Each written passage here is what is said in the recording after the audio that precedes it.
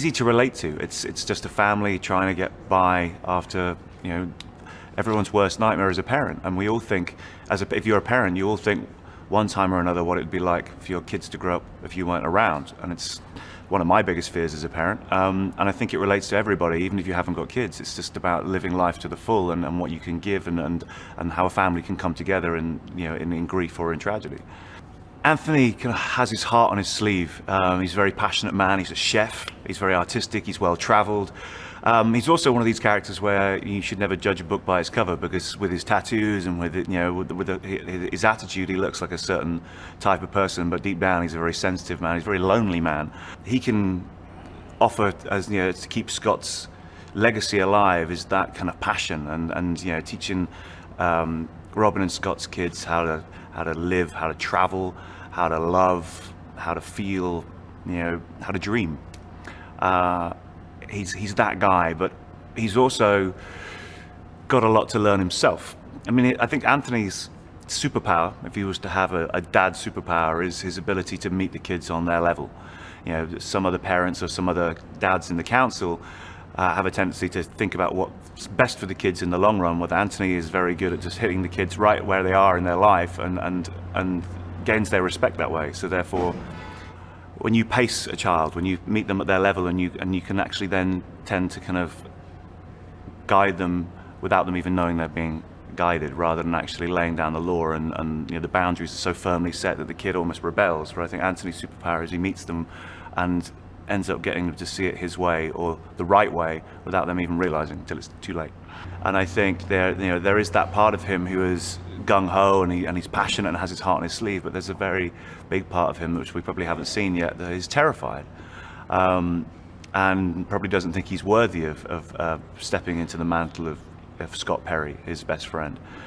And that's what I think is fascinating about the show in general, is it's about Scott choosing these dads that all have different facets of him within them, and it's about keeping his memory alive, his legacy alive. And Anthony is very much his best friend, has grown up with him, so he's the one that's more similar to Scott in his personality.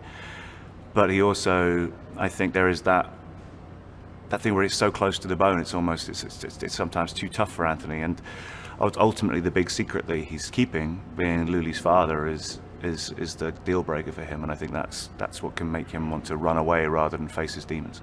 No, but I think what's interesting about just life in general is life is funny.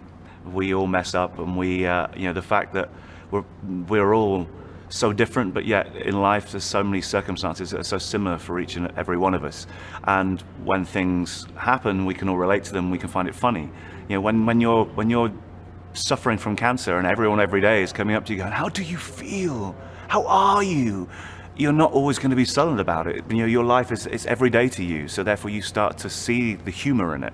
And it's weird to say that out loud, to find humor within grief, but it's within all of us. And I think that's what Council of Dads captures. In every episode, there's always this slightly humorous kind of oddball moment, which is right in the thick of usually something that's full of grief or sadness. And I think that's just life. When you learn to bob and weave with life and laugh in the face of adversity. I liked his honesty.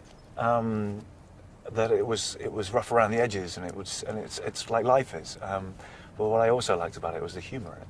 I liked the fact that in faced with the worst possible things in life, we all still go to the humour, and we make light of things and in the face of darkness. And that for me was very true. It wasn't sickly sweet. It wasn't kind of Hollywood kind of fake. It just felt very real and raw. Anthony is, I like to think he's the life and soul of the party. He's got a lot to learn, but he's been there and done that, and has many a tale to tell and many mistake that he's encountered along the way. But with every mistake, whenever you're knocked down, you get back up again and you learn from it. And I think he has a lot of wisdom to impart on Scott's children. But yeah, he's a chef. He's very impulsive. He holds his heart on his sleeve. And he's at the moment, at the very beginning of the story, he's very much like your fun uncle, the funkle. He needs to learn some boundaries and some responsibility, and But he's also a bit of an anchor for Scott, I think, being his oldest friend. And when he comes back in, no one really knows you like your old friends. And I think he kind of is very much a linchpin for Scott in the story. And going forwards, I think he will be for Robin too. Well, Anthony knows Scott before he'd even met Robin, and that's the connection that he knew Scott in the hard, dark times when he was a single father, bringing up luly. Anthony was on the scene then. They met as oyster shuckers in the crab shack, and they have a history together that supersedes Robin's marriage to him. And I think that gives a nice dynamic in the script as well, because it connects him with luly and Michelle in the story, and whereas Robin has Oliver as a shoulder to cry on, Scott really has Anthony. But going forward as well, I think what's nice is that the idea is to impart Scott's wisdom on his children and to be the voice of Scott. And I think there's no one better in the story right now than Anthony, because he grew up with him. The NBC was so good to me on my last show, and it's been such a great experience this time round as well. And I do think this is the perfect show for the channel as well. They kind of know how to do joy. They know how to kind of make this, and I think it's going to be good as well, because I think it is unlike anything they've got on the channel right now. They've got a lot of family dramas, but they've got nothing that's really raw like this one. That kind of somehow it doesn't just pull at your heartstrings in a gimmicky way. It kind of resonates. And I think it's about time we had a show like this on, and who better to put it on than one of the major networks on American TV, which is NBC. Great. I just want to share a little snapshot of life, and I want it to be as honest as possible. I want it to be as true and somehow inspirational, because that's what you can show on a TV show. It can just inspire you a little bit, just to kind of